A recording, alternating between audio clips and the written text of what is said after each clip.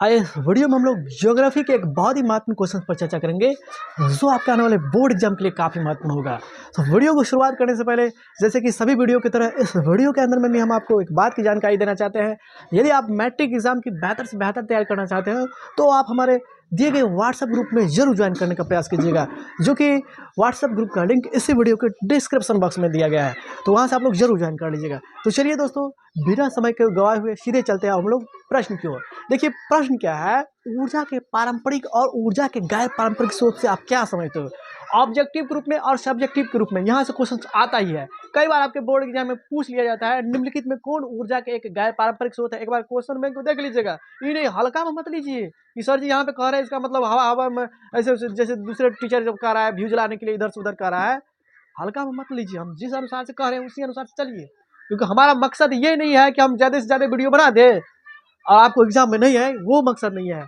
क्या क्वेश्चन पूछा जा रहा है उस पर ज़्यादा हमारा फोकस है, उस पर हमारा ध्यान है। तो अगर आपको हम पे भरोसा नहीं होता है तो क्वेश्चन बैंक को पलटिए।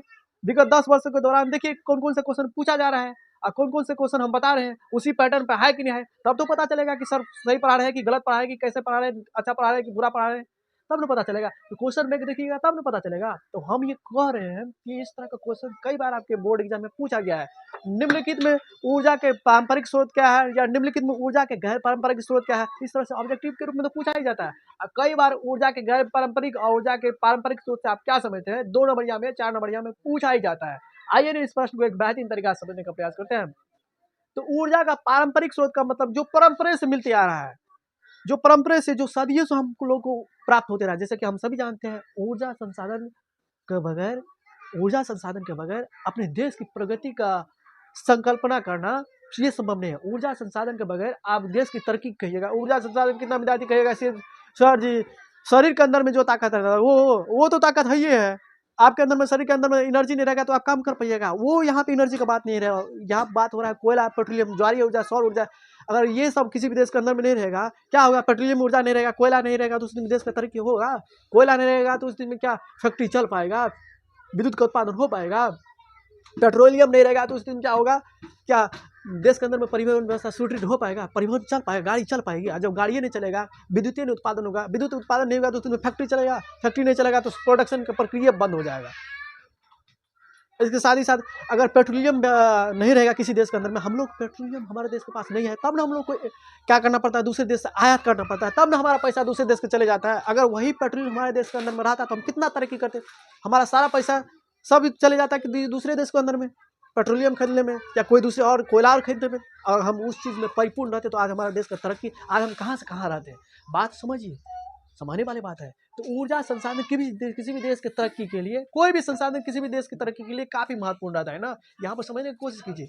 हम यहाँ पे आपको समझाने की कोशिश कर रहे हैं कि ऊर्जा का पारंपरिक स्रोत वे स्रोत है, ये वे स्रोत होते हैं जो हमें परंपरा से मिलते आ रहा है, जो क्षयशील होते हैं, जिसका विनाश संभव है, जो ऊर्जा का अनवीकरणीय स्रोत है। लॉन्ग टर्म के लिए एक बार कोयला पेट्रोलियम का इस्तेमाल कर लीजिएगा तो क्या फिर दोबारा उसका इस्तेमाल कर सकते हैं। वही चीज़ को प्राप्ति करने के लिए आपको लंबा, आपका कई नस्ल आएगा तब आप कहिएगा लंबा समय का मतलब 10 वर्ष 20 वर्ष नहीं। तुम्हारा इलेक्ट्रॉन प्रोटॉन कितना दिन के बाद, मतलब कि उसका इलेक्ट्रॉन प्रोटॉन तुम्हारा बच्चा जन्म लेगा, फिर उसका बच्चा जन्म लेगा, फिर उसका बच्चा जन्म लेगा, 20-25 पुरखा आएगा तब उस चीज़ की प्राप्ति होगी।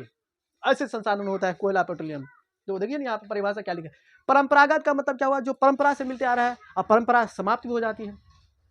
परंपरा से चलते आ रहा था राजा रजवाड़े का शासन, परंपरा से पहले फ्रांसीसी क्रांति की घटना के बारे में हम आपको समझाए ना। हाँ, तो परंपरा से चलते आ रहा था राजा रजवाड़े के शासन, तो परंपरा खत्म हुआ ना, अभी गणतंत्र आया ना, अभी सैनिक तंत्र, अलग अलग शासन आया। तो परंपरा से जो चलती आती रहती है, तो परंपरा के अनुसार वो उस समय के अनुसार से ठीक था। अब बदलते समय के अनुसार बदल बदल रूप धारण करके अलग अलग तरह की समस्या आती है, तो अलग अलग समस्या आती है तो उसको अलग अलग तरीका से सॉल्व करना पड़ेगा। तो परंपरा से जो चलती आ रही है उसको समाप्त किया जा सकता है। परंपरागत ऊर्जा के स्रोत वे स्रोत है जो क्षयशील होते हैं, जो ऊर्जा के अनवीकरणीय स्रोत होते हैं ना। जैसे कि मान के चले कोयला, पेट्रोलियम, प्राकृतिक गैस, जल, विद्युत।